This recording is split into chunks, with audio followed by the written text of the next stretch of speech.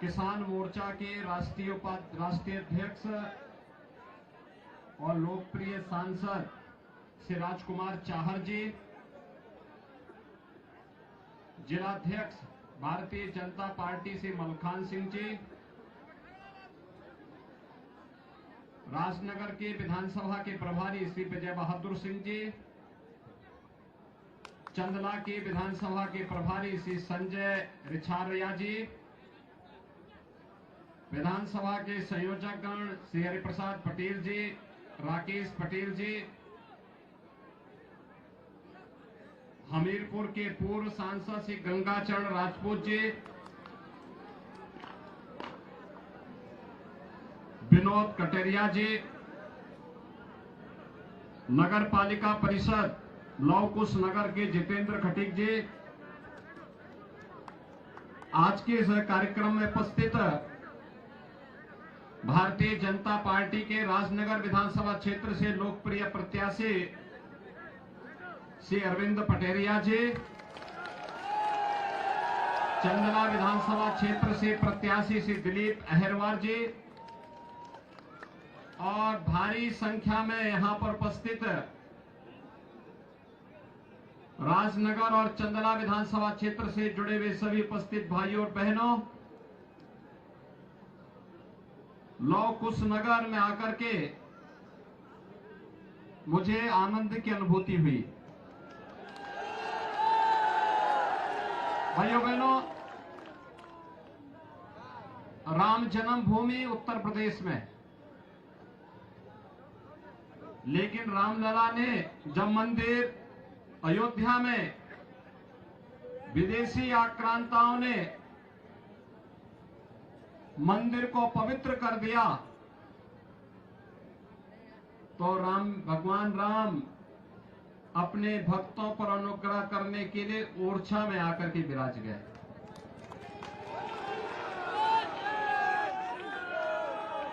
और मैं अभिनंदन करूंगा आप सबका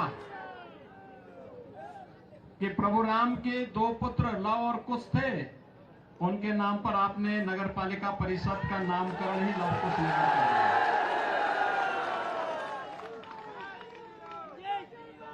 भाइयों बहनों,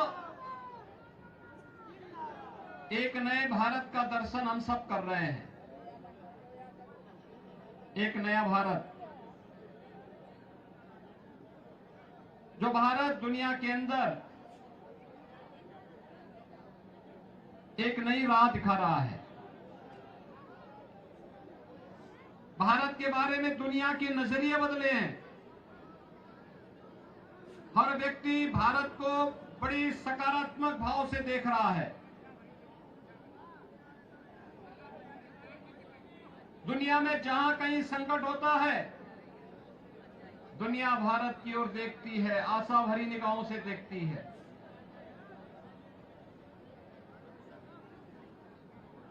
दुनिया को एक आशा है भारत के प्रति। याद करिए 2014 के पहले के भारत को दुनिया में सम्मान नहीं था, दुनिया महत्व नहीं देती थी। भारत का नागरिक कहीं जाता था दुनिया में, उनके प्रति लोगों का नजरिया कुछ और था। 2014 के बाद यह नजरिया बदला है, निगाहें बदली हैं। भारत आज दुनिया के अंदर 5वीं बड़ी अर्थव्यवस्था के रूप में स्थापित हुआ है। आने वाले समय में भारत को 3 बड़ी अर्थव्यवस्था में से स्थापित करना है, तो इसके लिए आवश्यक है मध्य प्रदेश में भी डबल इंजन की सरकार चाहिए। पहले दुश्मन देश भारत में घुसपैठ करते थे, प्रतिदिन समाचार की सुर्खियां होती थी। लद्दाख में घुसपैठ, कश्मीर में घुसपैठ, कारगिल में घुसपैठ, अरुणाचल में घुसपैठ, ये एक प्रवृत्ति सी बन गई थी। भाइयों बहनों, आज घुसपैठ नहीं होती है। किसी आतंकवादी ने कहीं कोई दुस्साहस किया, तो आतंकवाद ही नहीं, आतंकवाद की जननी को भी उसके घर के अंदर जा करके सबक सिखाने का काम करने वाला हिंदुस्तान है। भाइयों बहनों,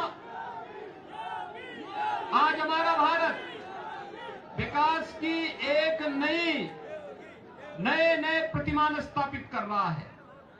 ये किस रूप में आपने देखा होगा, कैसे एक एक रूप से इंफ्रास्ट्रक्चर के लिए हाईवे बन रहे हैं, एक्सप्रेसवे बन रहे हैं, एयरपोर्ट बन रहे हैं, बड़े बड़े स्टेडियम, इंटरनेशनल स्टेडियम बन रहे हैं, एम्स बन रहे हैं, आईआईटी और आईएम बन रहे हैं, one district one medical college बन रहा है और आम जनमानस की आशा और आकांक्षाओं के अनुरूप विकास की बड़ी बड़ी परियोजनाओं को मूर्त रूप दे करके इन युवाओं के रोजगार के अवसर सृजित करने के प्रयास हो रहे हैं। भाइयों बहनों, कोई सोचता था कि काशी में काशी विश्वनाथ धाम बनेगा?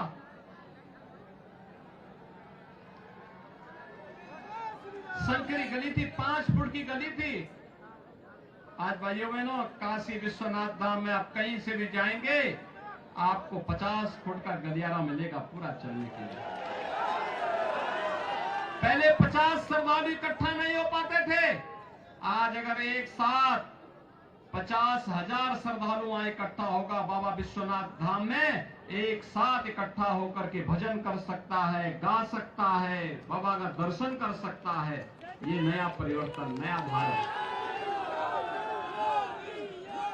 केदारपुरी फिर से बस गई है। महाकाल का महालोक एक नई अनुभूति करा रहा है और 500 वर्षों का इंतजार के बाद रामलला भी तो अयोध्या में विराजमान होने वाले हैं। कांग्रेसी कहते थे कि केवल राम के नाम का उपयोग करते हैं, बोलते थे ना, जब हम बोलते थे कि रामलला हम आएंगे, मंदिर वहीं बनाएंगे, तो कांग्रेसी हम पे कटाक्ष करते थे ना। और बाद में जब हमने कहा था कि रामलला हम आएंगे, गुलामी का ढांचा भी हटाएंगे, मंदिर भी वहीं बनाएंगे, तो फिर इन्होंने एक और उसके साथ जोड़ा कि ये लोग बोलते हैं लेकिन करेंगे नहीं। ये लोग मंदिर बनाने की बात करते हैं लेकिन तिथि नहीं बताएंगे। भाइयों बहनों, अब तो मंदिर बनाने की बात ही नहीं, अब तो रामलला विराजमान होने जा रहे हैं। और 22 जो यहाँ पे पाल जी ने जो बताया है, 22 जनवरी 2024 को रामलला भी अपने भव्य मंदिर में विराजमान हो रहे हैं। मैं आपसे पूछना चाहता हूं, एक काशी में काशी विश्वनाथ धाम क्या एक कांग्रेस के लोग कर पाते? केदारपुरी का पुनरुद्धार क्या कांग्रेस के लोग कर पाते? महाकाल के महालोक का पुनरुद्धार कांग्रेस के लोग कर पाते? और क्या राम मंदिर के निर्माण का कार्य कांग्रेस कर पाते क्या?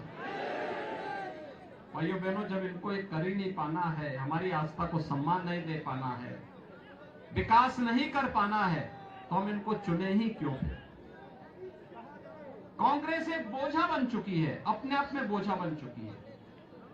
देश के लिए, प्रदेश के लिए, जनता जनार्दन के लिए, एक गरीब के लिए, एक किसान के लिए, एक नौजवान के लिए, माताओं और बहनों के लिए कांग्रेस एक समस्या है। और इस समस्या से ही मुक्ति करने के लिए चुनाव सबसे अच्छा अवसर होता है। मुझे आश्चर्य होता है भाइयों बहनों, उत्तर प्रदेश में 403 विधानसभा है। कितनी विधानसभा है? 25 करोड़ की आबादी में 403 विधानसभा। और कांग्रेस के कितने सदस्य हैं? 2, मात्र 2। और भाइयों बहनों, बहुजन समाजवादी पार्टी के कितने हैं? एक सिंगल आदमी।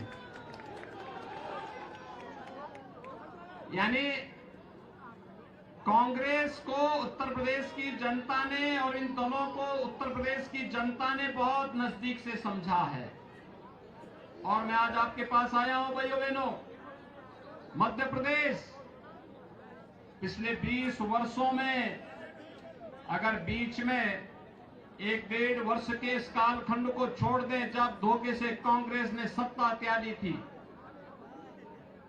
भाइयों बहनों, पिछले 20 वर्ष में शिवराज सिंह चौहान जी के नेतृत्व में मध्य प्रदेश ने सबसे पहला काम किया, बीमारू राज्य की श्रेणी से उभरने में मध्य प्रदेश को मदद की।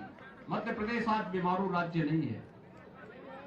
देश के अंदर कृषि विकास की दर को सर्वाधिक प्रगति के पथ पर, समृद्धि के पथ पर अग्रसर करने वाला राज्य मध्य प्रदेश है। और लाडली बहना योजना ने तो मध्य प्रदेश में कमाल कर दिया है। बेटियों का, बहनों का सम्मान, इससे ज्यादा क्या हो सकता है? आधी आबादी का सम्मान हो रहा है। लाडली लक्ष्मी योजना पहले से यहां कार्य कर रही थी। मातृ वंदना योजना प्रधानमंत्री मोदी जी के आने के बाद इसको लागू कर दिया गया। और बेटी बचाओ बेटी पढ़ाओ के माध्यम से भी बेहतर कार्य यहां पे हुआ। आज मध्य प्रदेश एक नई दिशा में जा रहा है। विकास के नए नए प्रतिमान स्थापित हो रहे हैं। हर घर नल की योजना लागू हो रही है। और उन स्थितियों में मैं आपसे यही कहने के लिए आया हूं, खजुराहो भी तो इसी विधानसभा क्षेत्र का हिस्सा है। और खजुराहो से सीधे झांसी होते हुए लखनऊ जाने का रास्ता भी तो बहुत आसान है। अब तो कहीं वसूली नहीं होती होगी, अब कोई गुंडागर्दी नहीं होती होगी। भाइयों बहनों, डबल इंजन की सरकार जब रहेगी तो सुरक्षा की भी गारंटी देगी, विकास की भी देगी और सुशासन की भी गारंटी देगी। गरीब का हक उसको प्राप्त हो जाए। ये जो आवास दिए जा रहे हैं गरीबों को, शौचालय उपलब्ध कराए गए गरीबों को, घर घर बिजली पहुंचाई गई गरीबों के घर, उज्ज्वला योजना के रसोई गैस के सिलेंडर उपलब्ध कराए गए, आयुष्मान भारत में 5 लाख रुपए की स्वास्थ्य बीमा का कवर कर दिया गया। और कोरोना कालखंड में तो आपने देखा होगा, फ्री में टेस्ट, फ्री में उपचार, फ्री में वैक्सीन। कांग्रेस होती है वैक्सीन कभी नहीं बन पाती भारत में, लेकिन मोदी जी ने मात्र 9 महीने के अंदर इस बीमारी के लिए, उपचार के लिए वैक्सीन दे दी। और वैक्सीन दुनिया की सबसे प्रभावी वैक्सीन निकली। राशन की सुविधा उपलब्ध करवा दी। भाइयों बहनों, राशन 80 करोड़ लोगों को 3.5 वर्ष से लगातार राशन मिल रहा है और अगले 5 वर्ष तक ये लगातार जारी रहेगा। मोदी जी ने घोषणा कर दी है 5 वर्ष तक जारी रहेगा। ये जो वेलफेयर की स्कीम है, हर घर नल की योजना लागू हो रही है। भाइयों बहनों, यह डबल इंजन की सरकार ही कर पाएगी। अगर कहीं गड़बड़ाया तो फिर कांग्रेसी सब हजम कर जाएंगे, कुछ नहीं बचेगा। गरीब के लिए, कॉमन मैन के लिए कुछ नहीं बचने वाला। और इसीलिए आज हम सब आपके पास आए हैं आपसे कहने के लिए, मध्य प्रदेश की आवश्यकता है, यहां के नौजवान की आवश्यकता है, यहां के अन्नदाता किसान की आवश्यकता है, यहां की बहन और यहां की बेटियों की आवश्यकता है। डबल इंजन की भारतीय जनता पार्टी की सरकार फिर से मध्य प्रदेश में आए। और इसीलिए आज मैं आप सबसे अपील करने के लिए यहां पर आया हूं। भाइयों बहनों, सुरक्षा की गारंटी भाजपा देगी। सुरक्षा का कितना बेहतर वातावरण, दंगे नहीं हो सकते, दंगाई गायब, गौ तस्करी बैन, अवैध स्लॉटरिंग बंद। भाइयों बहनों, ये जो माफिया कांग्रेस की सरकार में पनपते हैं, कहीं भू माफिया, कहीं खनन माफिया, कहीं जंगल माफिया, कहीं गौ माफिया, भाजपा की सरकार के समय माफिया के लिए नहीं, आम जनमानस के लिए, आम जनमानस के उत्थान के लिए, उसके विकास के लिए, उसकी समृद्धि के लिए कार्य योजनाएं बनती है, उसे प्रभावी ढंग से आगे बढ़ाने का कार्य होता है। और उसको ही आगे बढ़ाने के लिए आज मैं यहां पर राजनगर विधानसभा क्षेत्र में और चांदना विधानसभा क्षेत्र के लिए अपील करने के लिए आप सबके बीच में आया हूं। भाइयों बहनों, विकास और समृद्धि यह अच्छे प्रतिनिधियों को चुनने से होगा और अच्छे प्रतिनिधि के साथ साथ अच्छी पार्टियों को भी चुनने से होगा। और भाइयों बहनों, आज उत्तर प्रदेश के अंदर जो परिवर्तन आप देख रहे हैं, ये डबल इंजन की सरकार के कारण आया है। अगर उत्तर प्रदेश में बीजेपी की सरकार नहीं होती, केंद्र में बीजेपी की सरकार नहीं होती, उत्तर प्रदेश में इतना परिवर्तन नहीं हो पाता, नहीं हो पाता। वहां तो हर दूसरे दिन दंगे होते थे, हर दूसरे दिन दंगे होते थे।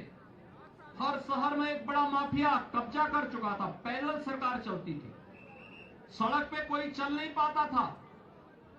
लेकिन आज उत्तर प्रदेश में आपने देखा होगा, माफिया सब गायब।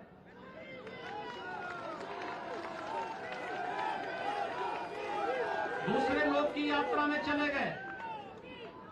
और भाइयों बहनों, मैं आप सबसे यही कहने के लिए आया हूं, आज विकास की एक नई कथा वहां रची जा रही है। ये डबल इंजन की सरकार की ताकत है और वही डबल इंजन की सरकार जो आपने आप तक यहां पर मोदी जी के नेतृत्व में, शिवराज सिंह चौहान जी के नेतृत्व में मध्य प्रदेश के लिए रची है। इस कथा को लगातार, इस गाथा को आगे लगा करके, आगे ले जा करके विकास के एक नए प्रतिमान के रूप में अपने आप को स्थापित करना है। और इसीलिए आज मेरी आप सबसे अपील करने के लिए मैं आपसे आया हूं, राजनगर और चंद्रा विधानसभा क्षेत्र के लिए। आप सब सहमत हैं डबल इंजन की सरकार के लिए? लवकुश नगर सब सहमत है ना? राजनगर और चंद्रा विधानसभा क्षेत्र के लोग सहमत है ना? सभी लोग सहमत हैं? जहां तक आवाज जा रही है, आज सायंकाल चुनाव प्रचार कल सायंकाल प्रचार बंद होगा और परसों एक दिन का बचेगा घर घर जाकर के कन्वेंसिंग करने का। इसके बाद 17 को चुनाव होना है। मध्य प्रदेश के भाग्य का फैसला करना है आप सबको, और इसीलिए मैं आप सबका आह्वान करने के लिए आया हूं भाइयों बहनों कि एक बार फिर से बीजेपी की डबल इंजन की सरकार मध्य प्रदेश में लाने की आवश्यकता है। सभी लोग सहमत हैं? सभी सहमत हैं? श्री अरविंद पटेरिया को राजनगर से, श्री दिलीप अहरवार को चंदला विधानसभा क्षेत्र से कमल चुनाव चिन्ह पर, याद रहेगा ना? क्या कमल याद रहेगा ना? दोनों हाथ उठा करके मेरे साथ बोलेंगे, दोनों हाथ उठा करके, भारत माता की, भारत माता।